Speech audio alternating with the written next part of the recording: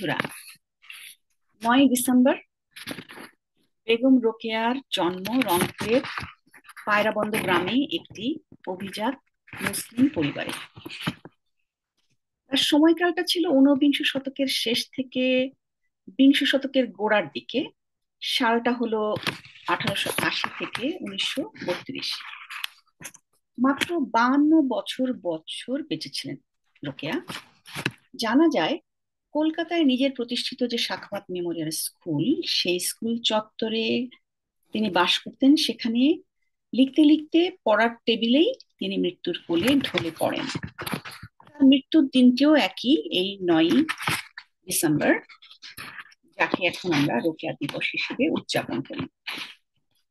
মোটামুটি ভাবে ধরে নিতে পারি শেষের 3 দশক তার সক্রিয়তার সময় ছিল। আর মাত্র 15 বছর যদি বেঁচে থাকতেন, তাহলে তিনি দ্বিতীয় মহাযুদ্ধ, হিন্দু মুসলমান দাঙ্গা, ভারতের স্বাধীনতা এবং দেশভাগ দেখে যেতে পারতেন। তিনি যদি রংপুরে বাড়িতে থাকতেন, তখন তিনি বাংলাদেশের সংখ্যাগরিষ্ঠ মুসলমানদের একজন হতেন। আর যদি কর্মস্থল কলকাতায় থেকে যেতেন, তাহলে স্বাধীন ভারতের সংখ্যালঘু ভারতীয় মুসলমানদের অন্তর্ভুক্ত হতেন। বন্ধুরা, আমি সাইমা খাতুন। আমি সারা জীবন ধরে বেগম রোকেয়া নিয়ে যে লেখাপড়া করেছি, বেগম রোকেয়ার সাহিত্য সম্পর্কে যে আহ, আমার ধারণা হয়েছে, সেখান থেকে আমি আজকে আপনাদের কাছে আমার যে পাঠ সেটি নিয়ে আলোচনা করতে এসেছি। আহ, আমি মনে করছি যে বেগম রোকেয়ার যে মৌলিকত্ব তার চিন্তার মধ্যে, সেটি কিন্তু আমাদের যে মূল ধারার আলোচনা, সেটি যথেষ্টভাবে আলোচনা করা হয়নি। আমি একজন নৃবিজ্ঞানের গবেষক এবং লেখক, এবং আমার নিজের রোকেয়ার পাঠ থেকে আমি আপনাদের কাছে তার ভাবনাকে শেয়ার করতে উপস্থিত হয়েছি। বলছিলাম রোকেয়ার কথা। তার জীবন কেটে গেছে অবিভক্ত ব্রিটিশ ভারত। তিনি অবিভক্ত ব্রিটিশ ভারতের প্রজা হিসেবেই জীবন কাটিয়েছেন। স্বাধীন সার্বভৌম কোনো আধুনিক জাতি রাষ্ট্রের নাগরিক কখনো হতে পারেননি। তার সময়কালটাকে যদি আমরা মন দিয়ে বোঝার চেষ্টা করি, সেটা ছিল ভারতবর্ষের উপনিবেশ পরবর্তীকালে একটা আধুনিক জাতি রাষ্ট্র গঠন করার একটা সময়। সেই টালমাটাল একটা সময় আমরা দেখতে পাই। সেই সময় নানা ধরনের অভিসারী অপসারী পক্ষ জাতি গঠনের শক্তি হিসেবে হাজির ছিল, নানাভাবে ক্রিয়াশীল ছিল, কাজ করছিল। এই সময় প্রিন্ট মিডিয়ার মতো একটা নতুন জনপরিসরের আত্মপ্রকাশ ঘটে, যেখানে কিনা রোকেয়া খুব শক্তিশালী ভাবে হাজির হয়েছেন। তার এই যে উপস্থিতি, সেটি বলতে গেলে নজিরবিহীন, অভিনব একটি স্বর নিয়ে তিনি আহ উপস্থিত হন, যা শেষ পর্যন্ত একটা সুদূর প্রসারী নারী জাগরণ আন্দোলনে পরবর্তীকালে পরিণত হয়েছে। আমি এই ঘটনাকে দেখতে পাই জাতি গঠনকারী একটি প্রপঞ্চ হিসেবে।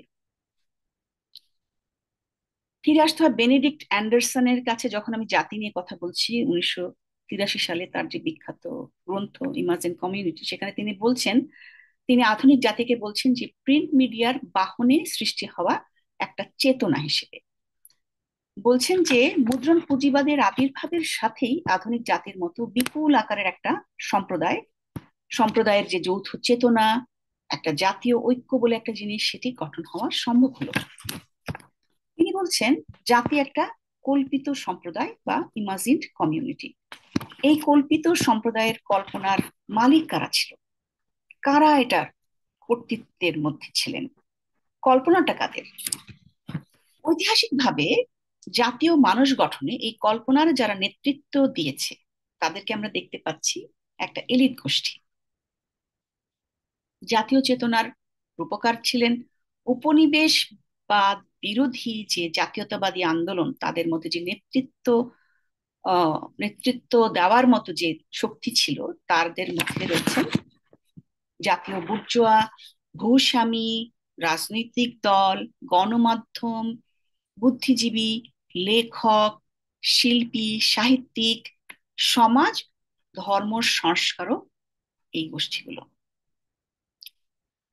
হ্যাঁ, কৃষক শ্রমিক সর্বহারা শ্রেণীর যে নিরন্তর আন্দোলন সংগ্রাম, তাদের যে নেতৃত্ব সমাজ পরিবর্তনের জন্য, তাদের যে আন্দোলনের মধ্য দিয়ে তাদের যে নেতৃত্ব, সেই সময়ের যে উঠে আসা চৈতন্য, সেই উপাদানগুলো উচ্চ বর্ণের প্রাবল্যে জাতীয় সংস্কৃতিতে সরাসরি গৃহীত হতে পারেনি। বরং কি হয়েছে, কিছুটা পরিশ্রুত হয়ে বাছাইয়ের মধ্য দিয়ে একটা সংস্কৃত, একটু মার্জিত, একটা সুশীল রূপে সেগুলো গৃহীত হয়েছে। যেমন আপনাদের বলতে পারি, পহেলা বৈশাখ বা আমরা যেভাবে নববর্ষ উদযাপনের মধ্যে নাগরিক সংস্কৃতির মধ্যে কৃষক সমাজের কিছু উপাদানকে উপস্থিত দেখি, সেরকম একটা কিছু। এখন যেটা হয়েছে যে এই চরম আত্মত্যাগের মধ্য দিয়ে জাতীয়তাবাদী আন্দোলনের ফসল যখন ঘরে তোলার সময় হয়েছে, তখন কিন্তু রাষ্ট্রীয় ক্ষমতায় এই কৃষক শ্রমিক সর্বহারারা কোণঠাসা হয়ে পড়েন। আহ নারী, আদিবাসী, বহু জাতির বহু বর্গের মানুষজন এই জাতি গঠনের গাঠনিক কাল থেকেই কোণঠাসা হয়ে প্রান্তে চলে যায়। সেটা এখনো তারা আছে। সম্পদ ও মিডিয়ার মালিক ছিল পুরুষ। একচ্ছত্রভাবে জাতির স্বর, ভাব, ভাষা ও রাষ্ট্রের কর্তৃত্ব তারা দখল করতে পেরেছিল। রাষ্ট্র কি হয়েছে, একটা ম্যাসকুলিন ক্ষমতার প্রতিষ্ঠান হিসেবে আবির্ভূত হয় বা প্রতিষ্ঠিত হয়। স্বাধীনতার সংগ্রামে, জাতীয়তাবাদী আন্দোলনে ঘরে ঘরে, গ্রামে গ্রামে, শহরে বন্দরে, নগরে নারীরা প্রবল শক্তি নিয়ে ভারতের উপনিবেশ বিরোধী লড়াইয়ে বীরত্বপূর্ণভাবে প্রতিরোধ সংগ্রাম করেছিল। তা সত্ত্বেও দক্ষিণ এশিয়ার এই যে নবগঠিত রাষ্ট্রগুলো, ভারত, পাকিস্তান, বাংলাদেশ, এই জাতিরাষ্ট্রগুলোতে নারীরা পরিপূর্ণভাবে সমমর্যাদার নাগরিক কখনোই হয়ে ওঠেনি। নারীদের স্বরগুলো উচ্চ, অশ্রুত ও অদৃশ্য থেকে গেছে। নারীদের ভাষা ও সাহিত্য, তাদের আওয়াজ মূলধারার সাহিত্যে প্রবল হতে পারেনি। জাতীয় চৈতন্যে মানে নারীদের কল্পনা তেমন করে স্থান পায়নি, যারই একটি শক্তিশালী উদাহরণ হচ্ছে বেগম রোকেয়া। ঊনবিংশ থেকে বিংশ শতকে ভারতের প্রিন্ট মিডিয়ায় যে বিতর্কের সয়লাভ ছিল, তার মধ্যে কিন্তু একটা ছিল, কেন্দ্রীয় আলোচনার বিষয় ছিল আধুনিক নারী এবং আধুনিক পুরুষের রূপকল্প। নারীত্ব এবং পুরুষত্বের একটা বিনির্মাণ চলছিল। ভারতীয় ট্রেডিশনাল যে লিঙ্গ ব্যবস্থা বা লিঙ্গ সম্পর্ক ছিল, তার গঠনকে জাতীয়তাবাদী পুরুষ চিন্তকেরা একটা ব্যাপক রকমের পুনর্গঠনের প্রস্তাবনার মধ্যে নিয়ে আসে। সেখানে নানা ভাবনা, আলাপ, কল্পনা চলতে থাকে। সেই সময়ের সাহিত্য লেখালেখি পড়লেই কিন্তু আমরা সহজে সেটা বুঝতে পারি।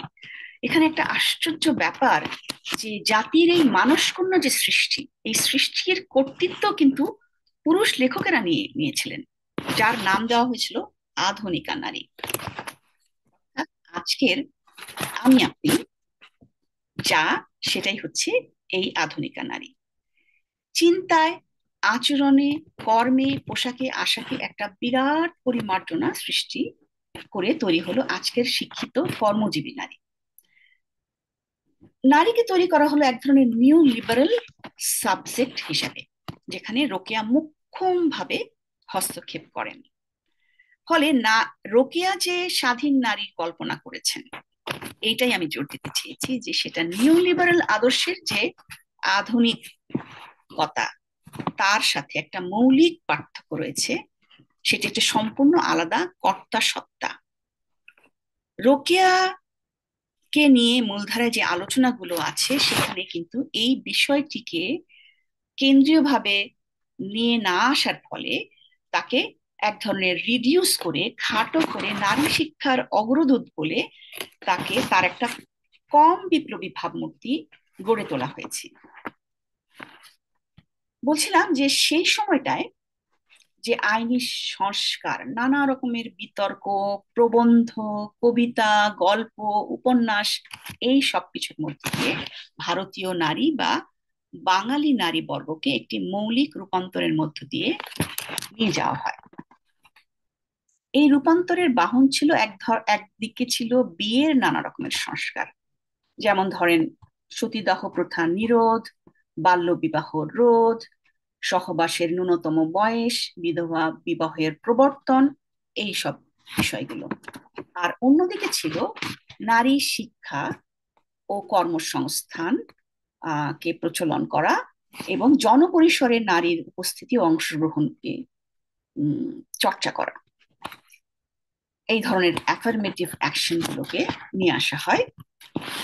এই যে একটা নতুন নতুন জাতি গঠনকাল, এই গঠনকালে নারী পুরুষের সম্পর্কের বদল আনতে ধারাবাহিকভাবে নানা রকমের সামাজিক, আইনি, রাজনৈতিক সংস্কারের উদ্যোগ নেওয়া হয়। সেই লিগেসি কিন্তু আমাদের এখনো রয়েছে, যেটা আমরা দেখি যে আমাদের নারী উন্নয়ন নীতির যে পরিবর্তন পরিমার্জনা হচ্ছে বা হয়েছে বা হতে চাচ্ছে, সেই সব বিষয়গুলোর মধ্য দিয়ে ধরা যাক আমাদের বহুবিবাহ রোধ, যৌতুক নিরোধ, তালাক এবং খোরপোশ, সন্তানের অভিভাবকত্ব বিষয়ক যে আইনগুলো প্রতিষ্ঠিত হয়েছে, সেগুলো কিন্তু এই লিগেসিরই একটি ধারাবাহিকতা। যেহেতু ঔপনিবেশিক পলিসির মধ্য দিয়ে ভারতীয় হিন্দু মুসলমানের রাজনৈতিক এজেন্সি আহ কাছাকাছি না এসে দূরে চলে গেল, অভিসারী না হয়ে অপসারী হয়ে উঠতে বাধ্য হলো, মুসলমান নারীদের যে ঐতিহ্যগত জীবন ব্যবস্থা তার রূপান্তরের ক্ষেত্রেও কিন্তু তুলনামূলকভাবে সেটি আহ বিলম্বিত হয়, পৃথক থাকে এবং বিলম্বিত হয়। আহ জাতীয়তাবাদী লিবারেল আদর্শে যে আধুনিকা, সেখানে মুসলমান নারীর অন্তর্ভুক্ত হওয়ার বিষয়টি একই রকম ভাবে হয়নি।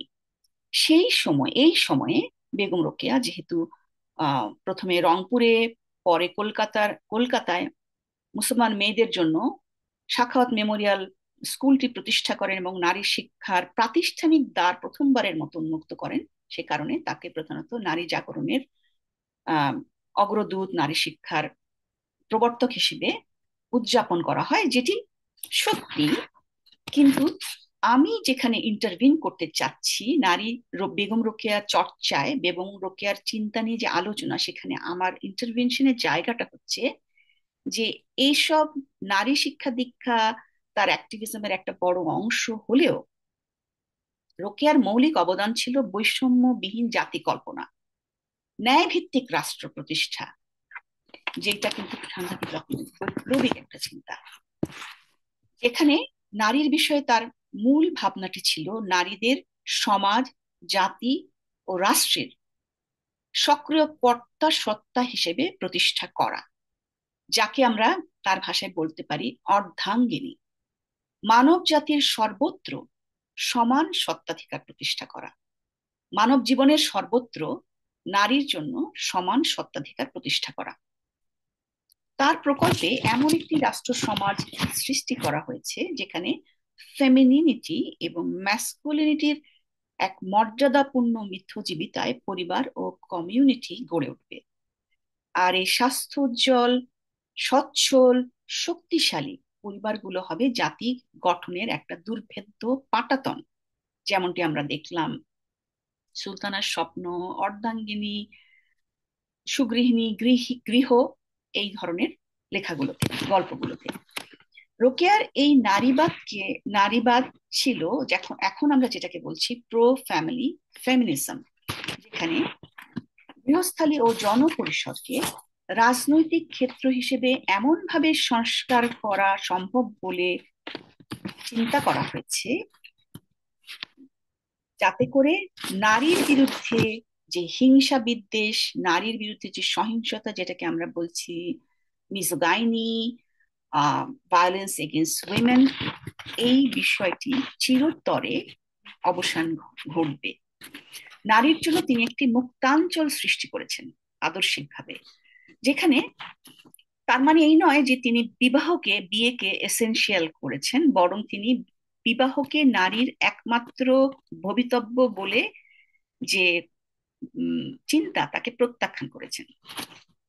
তিনি তার সাহিত্যের মাধ্যমে এমন সামাজিক মতাদর্শিক অবকাঠামো গঠন করেছেন যেখানে বিয়েই নারীর একমাত্র নিয়তি নয়, বরং বিয়ের গণ্ডির বাইরেও নারীর জীবনের বহু সার্থকতা ও চরিতার্থতা সম্ভব। কিন্তু দুর্ভাগ্যজনকভাবে রোকেয়ার এই রাষ্ট্র দর্শনকে হ্রাসকৃত ও খণ্ডিত আকারে পরিবেশন করে তাকে একটা বক্সে আবদ্ধ করে তাকে আগাগোড়া কেবলমাত্র মুসলমান মেয়েদের অবরোধ মুক্ত করার একজন লিবারেল প্রবক্তা হিসেবে, এজেন্ট হিসেবে দেখা হয়, যেটি আমার চোখে ত্রুটিপূর্ণ। রোকেয়া যে আমাদের আধুনিক জাতি কল্পনার অন্যতম জননী, সেটি অস্বীকার করা হয়। তাহলে আসেন দেখি রোকেয়ার যে স্বশাসিত চৈতন্যের কথা আমি বলতে চাইছি সেটা কেমন। রোকেয়ার মূল এজেন্ডা ছিল নারীর পরিপূর্ণ স্বরাজ। তার আন্দোলন ছিল নারীর সক্রিয় কর্তা সত্তার প্রতিষ্ঠার আন্দোলন। নতুন জাতি রাষ্ট্র কল্পনায় রোকেয়া নারীদের কল্পনা করেছেন রাষ্ট্রের সভরেইন ইন্ডিভিজুয়াল নাগরিক হিসাবে, যাদের নিজের জীবনের উপরে পূর্ণ কর্তৃত্ব ও নিয়ন্ত্রণ রয়েছে, যারা একটি স্বাধীন ও সার্বভৌম, সক্রিয়, বুদ্ধিমান, বিজ্ঞান মনস্ক, পরিবেশ বান্ধব, লালন পালন ও উৎপাদনমুখী, যুদ্ধ বিরোধী একটি ক্রিয়েটিভ পলিটিক্যাল এজেন্ট।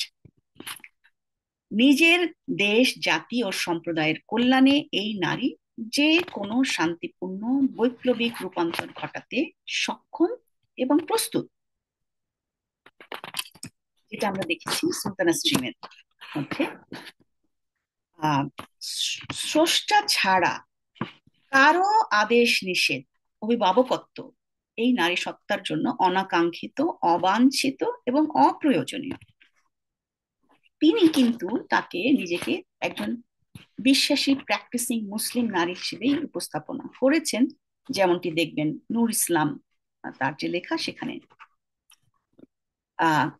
সেইটাকে ধারণ করেই তিনি তার রাজনৈতিক যে এজেন্সি সেটাকে প্রতিষ্ঠা করেছেন, সেটাকে প্রচার করেছেন।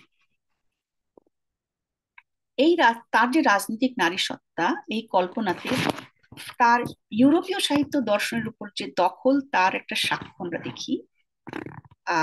কিন্তু তার মধ্য দিয়ে তার যে উপনিবেশ বিরোধী চৈতন্য, সেটি একেবারে অর্গানিক ভাবে প্রকাশিত হয়, যেটি একদম জৈব এবং ভূমিজ।